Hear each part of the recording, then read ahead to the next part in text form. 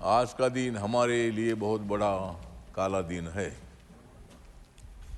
लोकतंत्र को मतलब इसी तरह उनका मजाक उड़ाना, संसद का मजाक उड़ाना, सभापति का मजाक उड़ाना, आपने तो उनको बहुत बार आपने तो बहुत बार उनको टोका, लेकिन बहुत बार इन्होंने दे दिया आपको ही धोखा। बहुत बार आप इनको बहुत बड़ा चांस देते रहे। आपकी चेयर जो है, चेयर है, अपोजिशन हो, सत्ताधारी हो, तो सबके लिए है। सत्ताधारी पार्टी के माध्यम से आप चुनकर आए, बात सही है, लेकिन अपोजिशन को भी अपनी बात रखने का अधिकार है, लेकिन उनको भी नियम होते हैं। नियम की बात करने वाली नियम हमेशा तोड़ते रहे हैं, और आज मतलब उन्होंने बहुत ही गलत काम किया है। मैंने तो एक बार मांग किया था कि जो लोग रोज गड़बड़ करते हैं, 2-3 बार गड़बड़ किया ठीक है, चौथी बार गड़बड़ करेंगे तो उनको सस्पेंड करना ही चाहिए। उनको अगर यहाँ का काम नहीं करना है, बात नहीं करनी है, बात नहीं सुननी है, चेयरमैन का भी कुछ नहीं तो सुनना है, तो ऐसे लोगों को इधर रहने का क्या अधिकार है? मतलब ये लोगों को ऐसा लग रहा है कि मोदी जी तीसरी बार प्रधानमंत्री बन गए हैं, लोगों ने माना है, लोगों ने उनको मौका दे दिया है, लेकिन इनके मन में बहुत बड़ी जलन है। मतलब हमारा तो मोदी जी के साथ मिलन है, लेकिन उनको मोदी जी के बारे में जलन है, और इसीलिए मतलब ये लोग और कितनी भी कोशिश करें, मतलब अगली बार भी 29 को भी हमारी सरकार आएगी, 34 में हमारी सरकार आएगी, 39 में हमारी सरकार आएगी। क्यों नहीं सरकार आएगी? हम काम करते रहेंगे और आप भी वहाँ रहेंगे।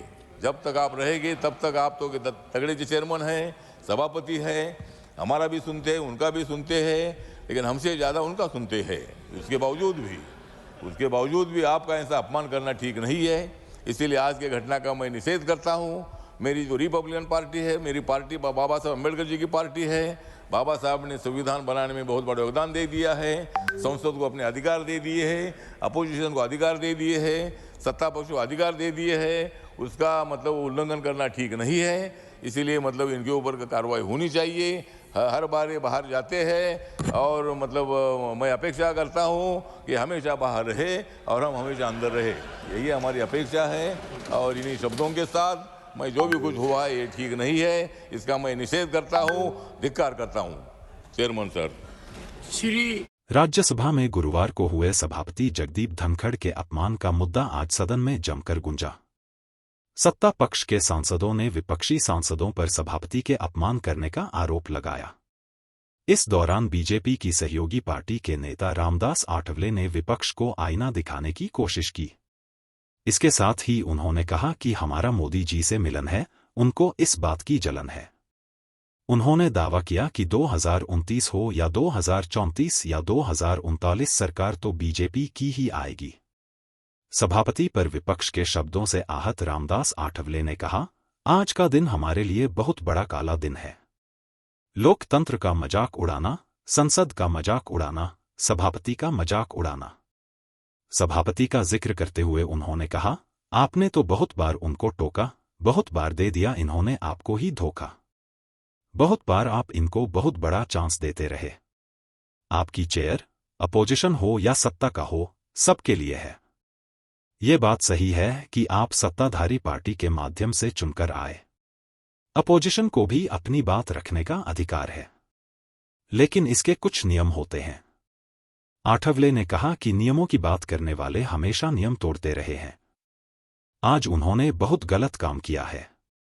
मेरा तो मन किया था कि जो लोग रोज गड़बड़ करते हैं, 2-3 बार गड़बड़ किया ठीक है, चौथी बार अगर गड़बड़ करेंगे तो उनको सस्पेंड करना ही चाहिए। उनको अगर यहाँ का काम नहीं करना है और बात नहीं करनी है, कुछ नहीं सुनना है, तो ऐसे लोगों को यहाँ रहने का क्या अधिकार है?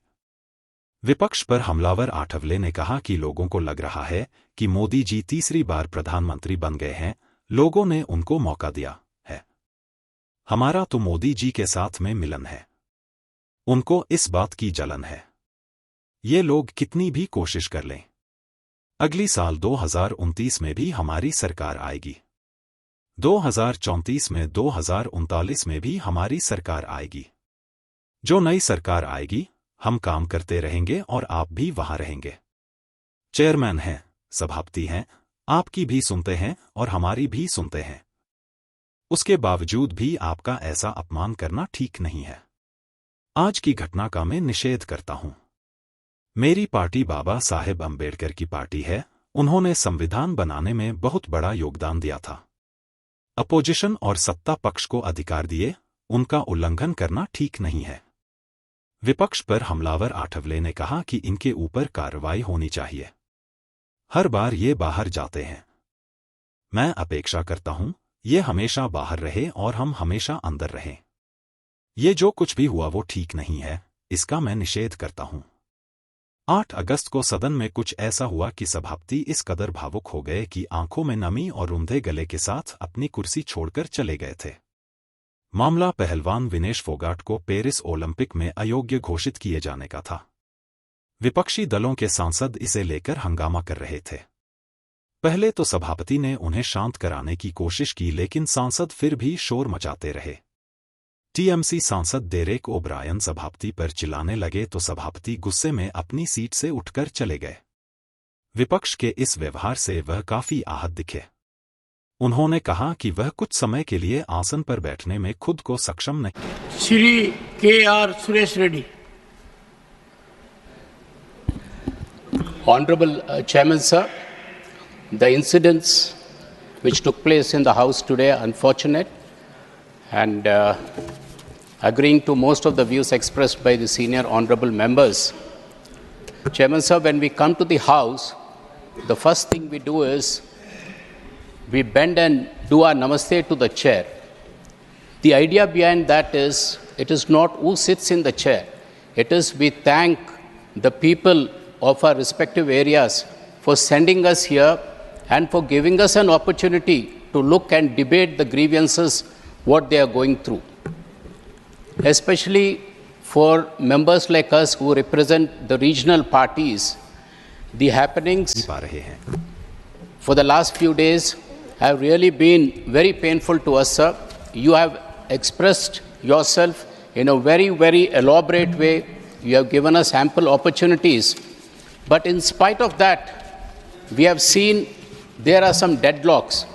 And one suggestion which, with your kind permission, sir, is if there are more meetings in your chambers with all the floor leaders, probably it could bring down the tension, is one suggestion which I would like, sir. And very graciously you have been doing it, sir. In spite of the best of your efforts, some of you are not able to end these deadlocks. But having said this, sir, the chair is what gives us the authority, the power to debate public issue. And when the chair gets helpless, the House gets helpless, sir, which is not good for any parliamentary democracy. As far as we are concerned, sir, we would extend the full support to the chair. We have the full confidence, sir. Thank you.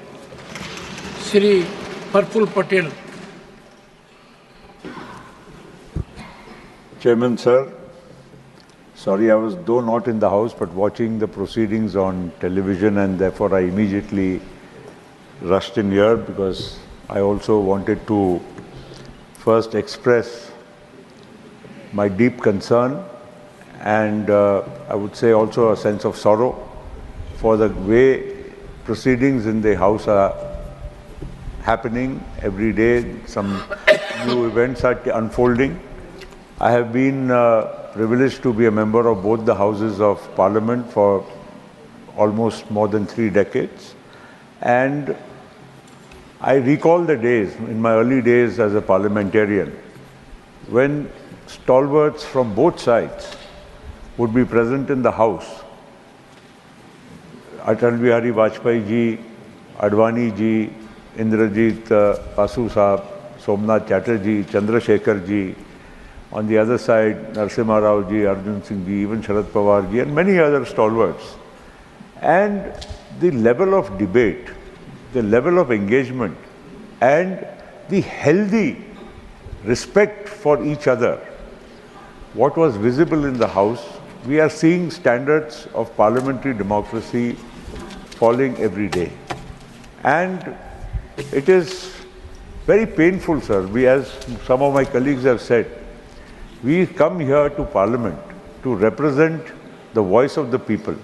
We come here to discuss and engage on issues which are very important for the well-being and the future of our nation. We are seeing challenges of every kind in this country, and we need to have a meaningful dialogue between the ruling and the opposition. And I must say that I have seen both sides of the House, having been in the ruling side, the treasury benches, on the opposition benches, and I cannot understand that why we cannot. We may have differences outside. I remember the 50th year celebrations when all parties, including people who are sitting in this very house themselves at that time, all of us actually took an oath and said that we will ensure that Parliament functions, parliamentary democracy is, thriving and robust in this country. These were the same people, many of them, who took pledges, including myself. And I feel that all these, are empty, I think, promises which we make not only to ourselves but to the country. I would just... One second. Not only 50th, 60th, 70th, and I had the pain of going through each word of it yesterday. Everyone agreed to that. And the conduct here, you have not the benefit of seeing it from here. One member has reacted to it. I saw everyone physical movements as if they were in battleground. In physical movement, charge, physical movement, concerted movement, aimed at destroying an institution. A sacrilege taking place before my own eyes. Only one honorable member has spoken. Sir, never spare any effort when you see before your own eyes how those who should be responsible are instigating irresponsibility. I go back to emergency days.